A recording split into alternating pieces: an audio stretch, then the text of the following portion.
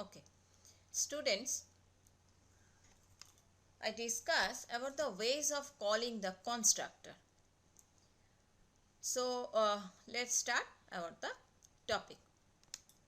There are three types of calling procedure. Number one is implicit call, number two is explicit call, and third one is dynamic initialization. So next explain the call one by one. First one is implicit call. In the implicit call, constructor is called by the object. That means when we create an object, at that time value is passed. Okay, so see the general syntax: class name, then object name, and then within the parenthesis give some values. This value is the data member which is declared in a class. Okay, so see the example. Here I write the name of the class is rectangle, and then create an object that is name is R1, and within the parenthesis give some values, and the end of the line semicolon is must. Okay, so next explicit call. In the type of explicit calling, constructor is called by its parameter. Okay, constructor is called by its parameter means when we create when we call a function, then how calling procedure is done in the when we mention any return type. That means first we create a variable, and then first name of the variable, and then use the assignment operator, and then I call the name of the function with some values. Based on this type, see the general syntax. First name of the class, then name of the object, then I use the assignment operator. Okay, then I use the class name, that means constructor is calling, and then within the parenthesis give some values. Okay, see the example. Next, rectangle is a class name, and then the object name is R1, and then use the assignment operator, and finally name of the class, and within the parenthesis give some values. Okay, at the end of the line semicolon is must. So it is it is similar to the function in a C.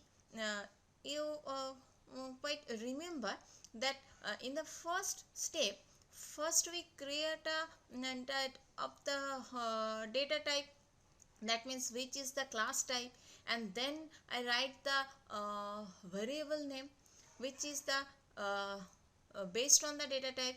Here we use a object name, that is the class type, and then with the help of the assignment operator we call the functions. Okay, so that is the procedure when we use the explicit call. And the third one is dynamic initialization. In the dynamic initialization, two steps are taken. First, initialize the memory with the help of default constructor, and after that initialize the data member with the help of parameterized constructor. Okay, so see the general syntax. In the first line, name of the class, and then object name semicolon.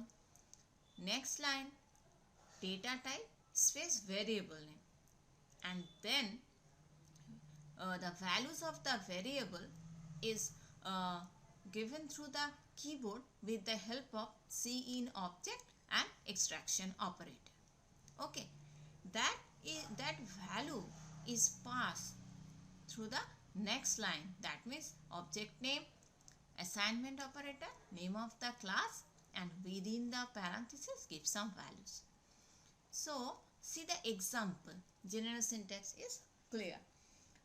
first in the first line you see that the R1 object is created with the help of default constructor. So initialize the memory for the object R1. Then the value is entered through the keyboard.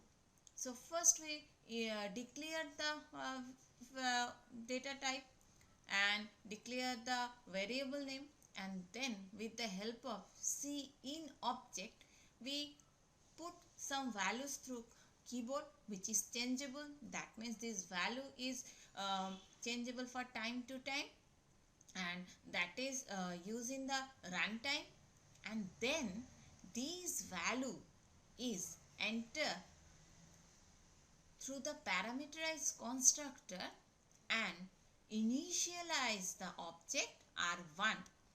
Okay, so in the first line you see that R1 object is created, and it is in that line use the default constructor, and in the last line the value is initialized through the parameterized constructor. Then you see the which type of calling procedure is used in the programming. That totally depends upon you, which one is needed for the programming and which one is easy to use. Okay, so that is